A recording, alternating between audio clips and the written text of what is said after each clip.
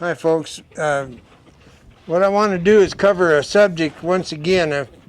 I mentioned that we've been getting emails from people and they ask questions. They honestly don't know something, and so if I know the answer, then I want to make a video of it for their sake. And most of you already know all this, but that doesn't matter. So what the deal is today is that people talk about snaffle bits and western bits, and bits are, I notice, a big subject now. Well, there's a couple things, but the main thing is, for me, is to know the teeth.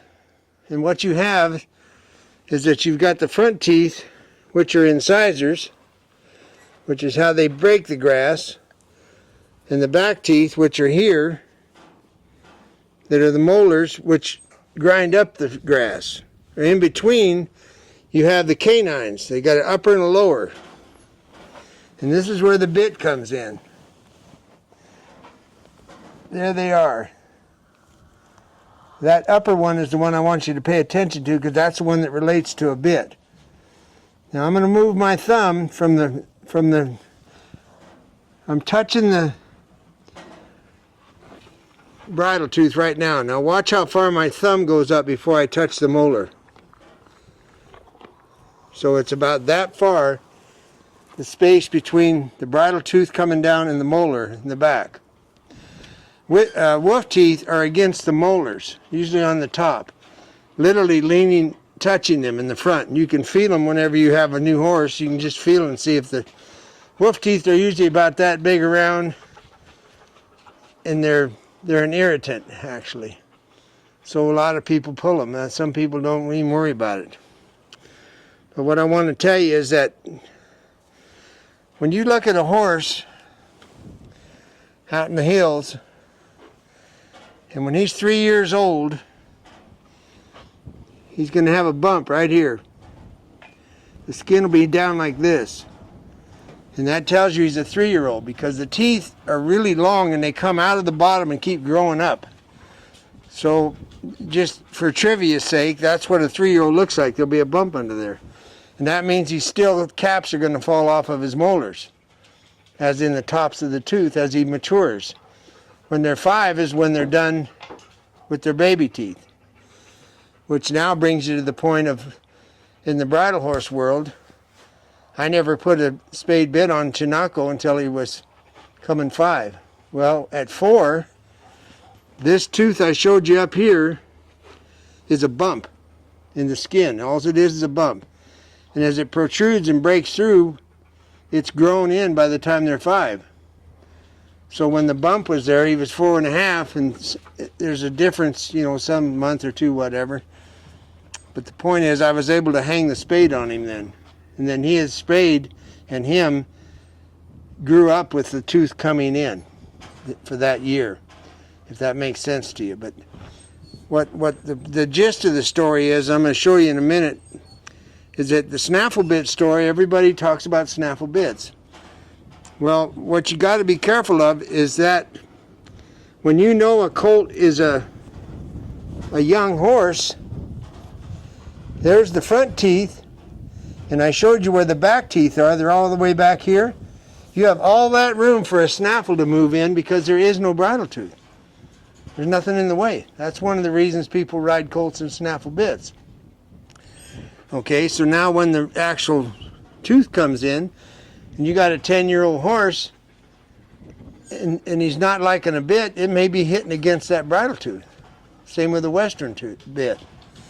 So you got to make sure that you place the bit in the mouth correctly, and we'll compare as I do it. But I want to show you the snaffle first.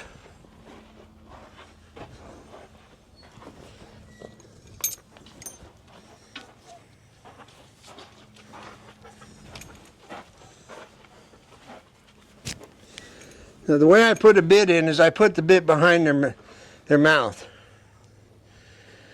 Now I've got the opportunity to come in from the back with my hand and use my thumb to open the mouth. I take a lot of time getting all my horses good about bridling, because there's nothing worse than trying to bridle a horse that's throwing his head around. Now let me show you a little trivia that turns into a habit of why people can't get their horses to bridle nice. That is a bad habit. Now I've got my hand right here, my left hand. Watch what this horse does with his head. See where his head is? See where my feet are? You don't go to the horse. He'll make a fool out of you. You bring the head back to you. Now you only have to do this 4,000 times and he'll leave his head there. So be ready, and I don't keep a halter under my bridle. This is just a video. I ain't herding sheep yet.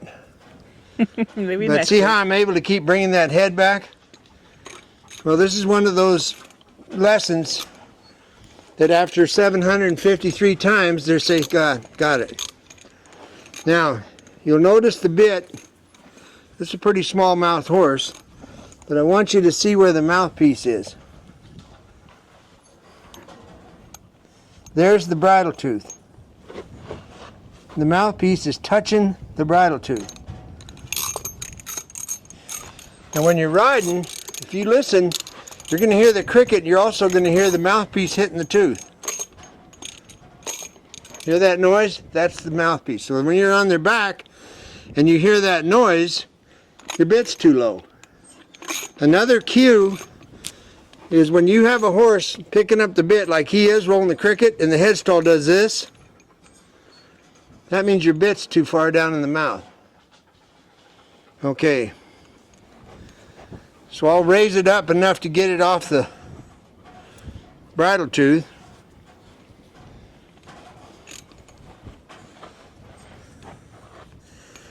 And I'm aware all the time of keeping this horse's head bent. Now it's not just the bending of the head. You got to know that when you bend the spine of a horse, you can control them better. If it's bent away from you and or stiff, that's how they end up walking off or running over the top of you. All right, so now I raised it one hole, and if you can see, it's just barely above the tooth. All right, so now people that talk about wrinkles, there's a wrinkle. That bridle tooth, depending on the horse, every horse is going to be different math. That's why you have holes in the headstall. But now, if he'll work the cricket, you won't hear the noise of the tooth getting hit because it's not touching it. So if you have a horse over 5 and you want to ride in a snaffle bit, you can't be letting the mouthpiece bang on the teeth, because that's when the horse starts throwing their head. And I've had people tell me he doesn't like that bit. Well, I wouldn't either if it was on wrong. If you wear a size 8 and put a 12 on and go do the schottisch at the dance, you ain't going to like it. So 9 times out of 10, it's not the bit, it's the placement of the bit. And moving right along, it's the hands on the end of the reins that really make horses mad. But that's another story. So anyway, now that bit is not touching the mouth, touching the bridle tooth. That's what I want to show you. Remember, a 2-year-old doesn't have a bridle tooth. A 3-year-old doesn't. A 5-year-old does. So that's kind of God's way of telling you that you need to put a bridle on them. And we all know all the stories about bits and snaffles and everything else, because the buckaroos, for years, they just rode all snaffles because they had a string of horses and they were going to be quitting in 2 months anyway. So they never made a real bridle horse. Well, now evolution kicked in probably 25 years ago, and they're starting to pay more attention. And you see a lot more half-breeds than you do snaffles now, which is evolution. It's pretty cool. And these are guys that ride 5, 6, 7, 8 horses in their string. Well, the guy that just has old Dobbin in the backyard, it's a no-brainer. That's right. So now I'm going to get a Western bit and show you the difference there.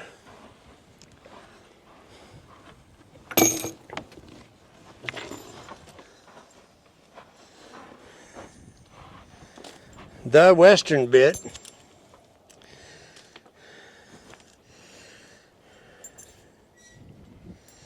As you'd already know, I don't hook the curb strap up until I put the bridle on and it's correct. So especially when I take it off, it doesn't hang up on the lower lip. It's just trivia. Now watch, I'm going to let go of this horse's head. Remember 15 or 10 minutes ago? Now it's going to leave. It's a given. When he sees me with this bridle, and he knows I'm going to bridle him, of course, my horses tend to make a liar out of me, so okay. That's fine that he stayed there. So I'll put the mouthpiece behind the chin. I drop the reins because my hands are all crooked and crippled up. And I'll reach in from the back of the bit and put my thumb in the mouth and open the mouth. And what really happens if you're a guaranteed sheep herder is that the bridle usually hangs up on the halter. That's one of the 7 reasons we don't put a halter under the bridle. So this part of the bridle right here can hang up on this. Well, if you don't have it there, you don't have to worry about it. Now on this particular horse, this is a 5.5 inch wide mouthpiece. And a 5 is perfect for him. So there went the head. So I bring it back, and now you can see, I'm going to push it over to the side. That's me touching the cheek on the outside, and that's how much too wide the bit is. And what happens is when you're going down the trail, it starts doing this. If you got a horse that'll walk and nod, and then it irritates the horse. So that's why it's important to have the right width of the mouthpiece. But what I wanted to show you, if we can get the camera deal right again,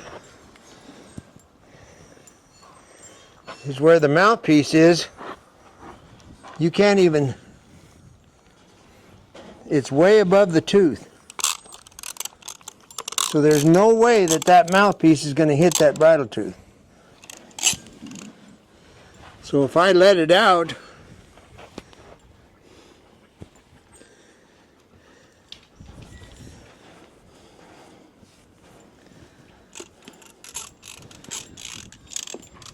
now see what the headstall is doing?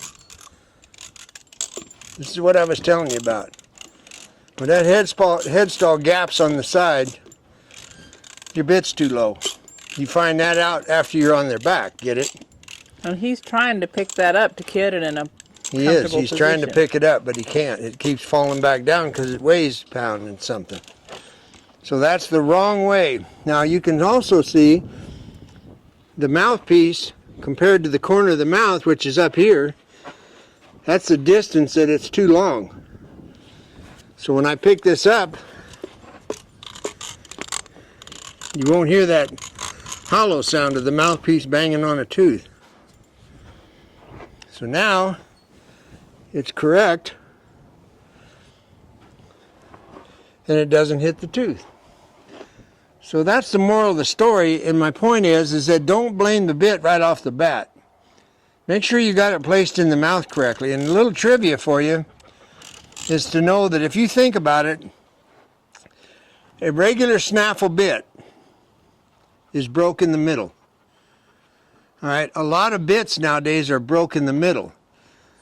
So what that allows that bit to do is when it's inside the mouth and it's relaxed, it can do this. So now you have to ask yourself, am I putting it up against that tooth because it's broke in the middle? Or is it carrying itself and I still got plenty of room? You need to decide on that. That's why people talk about 2 wrinkles and this and that, because my bit is solid across and it's a no-brainer for putting it correct, but a broken bit in the middle, you got to really pay attention where it's sitting in their mouth. So the reason horses start throwing their head, for me, is 2 things. The bit's not correct math, or the rider's pitiful. They're stealing a ride. They never trust their horse enough to pitch in the rain and let them go. Because after a while, if you stay in constant contact and never release the reins, the horse is going to get upset about it. And this is after you've ruled out problems with the teeth. Everything. And it also, has nothing to do with English riding. They never let go. But you look at the headgear on an English horse. Right. I'm done talking about that. Now, I want to explore a little bit this concept that you have talked about in spade bit horses particularly, is they'll pick up the bit. Yeah. But then they'll relax. And this horse will do it on this bit. And what it means is you saw the horse with the bit going up and down. So I'm getting ready to take a cow out of the corral, and as I approach it, my horse knows which cow I want. It doesn't mean you have to rope it.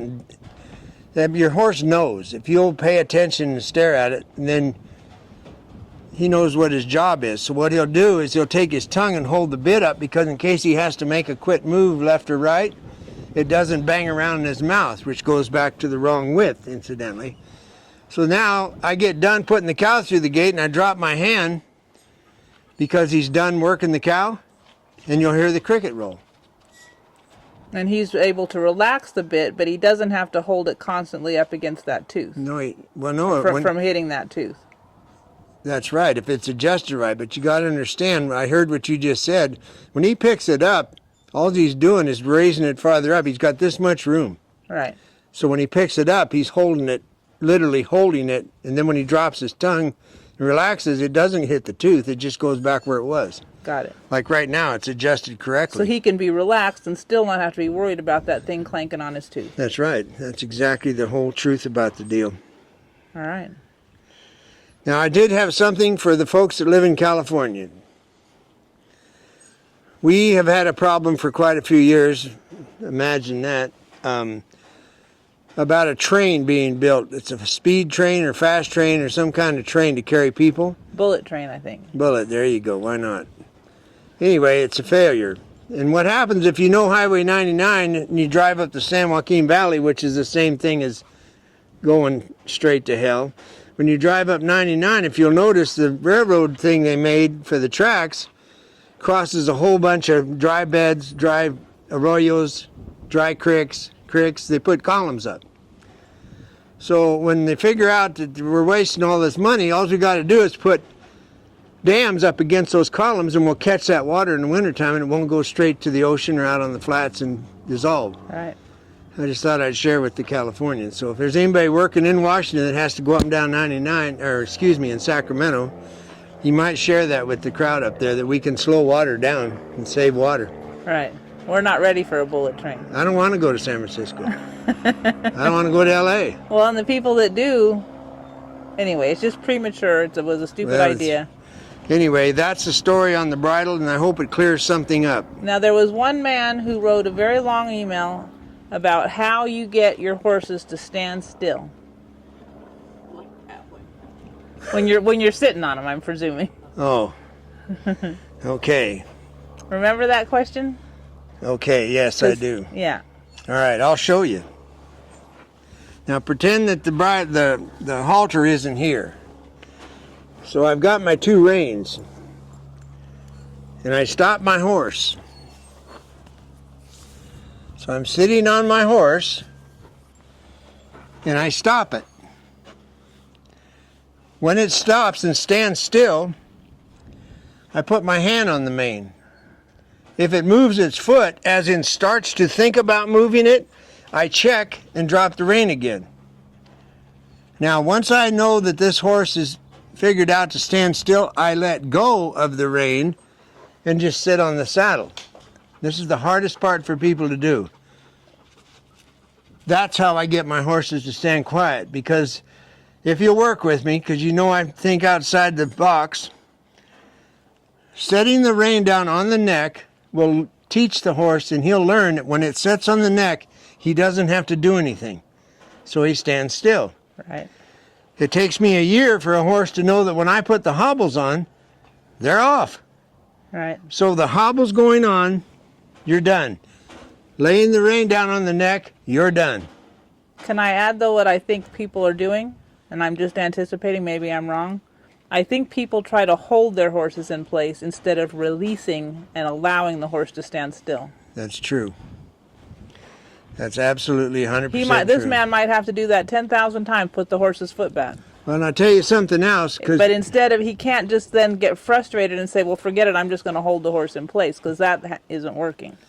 Okay, that's right. Now, on top of that, since we're picking on everybody, in the clinic world, when I show this and my horse stands still, 3 minutes later, everybody standing still listening to me babble will have picked up the reins. Right. Because it's a habit. They think they got to hold the reins. You don't have to hold the reins. Leave them alone. Release. The release is what teaches the horse. Now my curb strap is undone, and my horse's job is to let go of the bit. He lets go of it. I don't take it out of his mouth. So, and another thing you got to know is that horses stand still because you stand still. And I know there's a lot of people, I've watched them my whole life, they're sitting up like this in the saddle because they're holding their breath, waiting for something to happen, like working cattle. And I look at them and I'm like, you're not working cattle. You're sitting there holding no deer. Relax.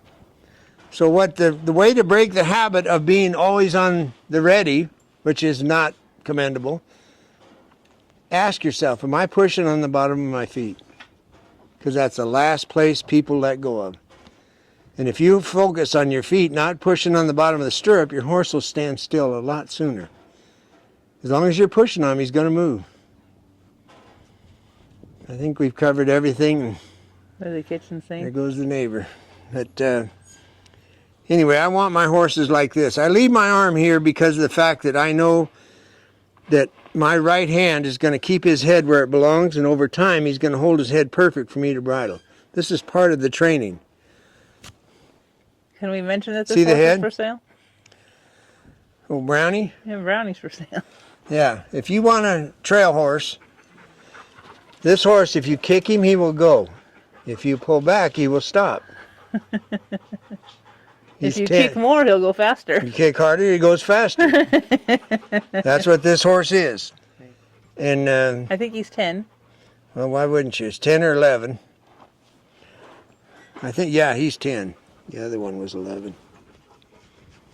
No, hell no, he's younger than that. He's 9, probably 9 or 10, doesn't matter. It's all the same after 8. Anyway, this is little Brownie. And I might as well cover one more thing. You see these white marks? I wondered about this for years, and we've been selling horses from Mexico for 15 years. Okay, most gringos that ruin a horse have a big white spot here or down here. These come out of Mexico this way because what I've found out from my friends is that if they're rode too hard, too fast for 12 hours on a hot day, these white marks come out. Two vets told me this. And the other reason is sometimes when they pack them, they just put whatever they want on their back and then throw a rope around it and pull real hard. They don't know a hitch. They don't have sawbucks. So whatever they're packing might be rubbing on them when they're walking. Right. And a dirty blanket that doesn't breathe isn't going to let air through, so you can overheat the skin, and that's why the marks. Because you notice it's not up here. It's all here. Anyway, goodbye. Don't scare Brownie.